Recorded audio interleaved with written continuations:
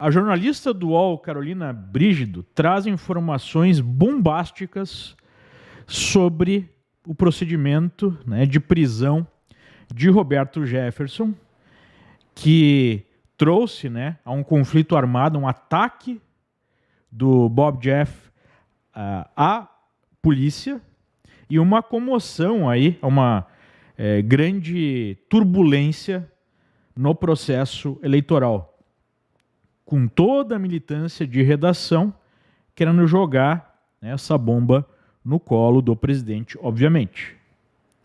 Mas o que de fato aconteceu?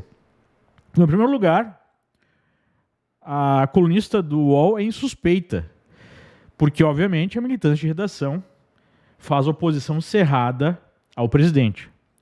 Mas ela traz um furo que traz revelações aí surpreendentes e gravíssimas sobre o caso. Eu queria ler isso com você. Então vamos lá. PGR planejava mandar Roberto Jefferson para a instituição psiquiátrica. A Procuradoria-Geral da República planejou pedir a revogação da prisão domiciliar do ex-deputado Roberto Jefferson para encaminhá-lo a uma instituição psiquiátrica. O pedido seria feito não ao Supremo, mas para a primeira instância da Justiça Comum. Segundo o entendimento da PGR, Jefferson não poderia ser preso por ordem do STF, porque não tem direito ao foro privilegiado. De acordo com fontes da PGR, o Procurador-Geral da República, Augusto Aras, conversou sobre o assunto com 3 ministros do Supremo durante o final de semana. A informação era que Jefferson tinha armas em casa e aparentava indícios de perturbação mental.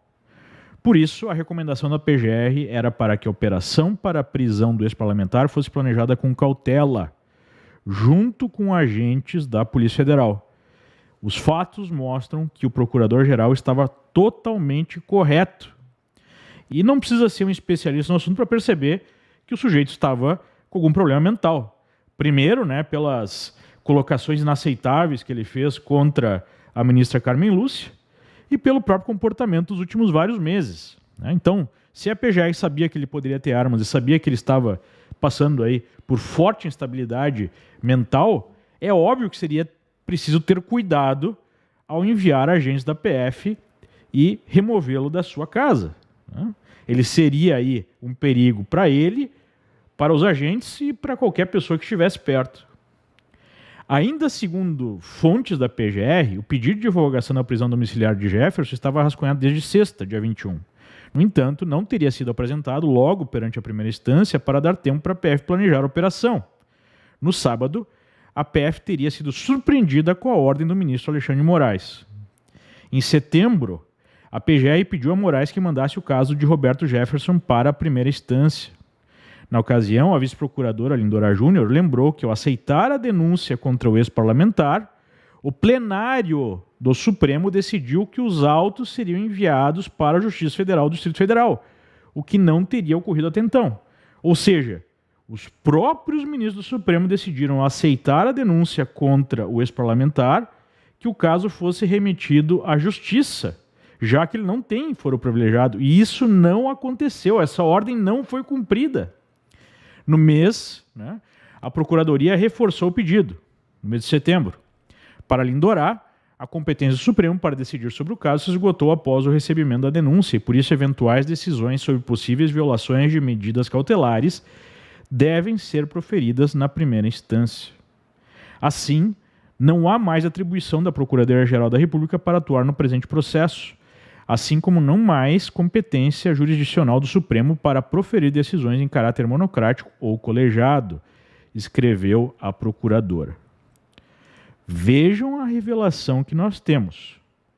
Havia um conhecimento aí do quadro psiquiátrico do Roberto Jefferson, havia o conhecimento, aparentemente, que ele poderia ter armas, e havia o cuidado de proteger a vida dos agentes e a vida do próprio réu e das pessoas próximas.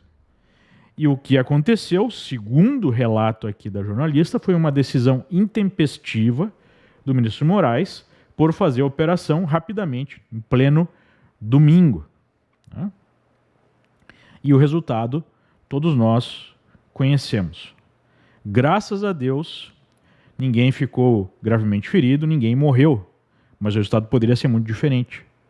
Agora fica a pergunta: por que esse pedido, né, de prisão foi feito dessa forma, já que a PGR cuidava do caso? Número 2, por que não foram enviados autos desse caso para a Justiça Federal, lá para o primeiro grau, conforme havia decidido o próprio Supremo? A resposta para essas perguntas, a interpretação, eu deixo com os senhores e as senhoras que estão vendo esse vídeo.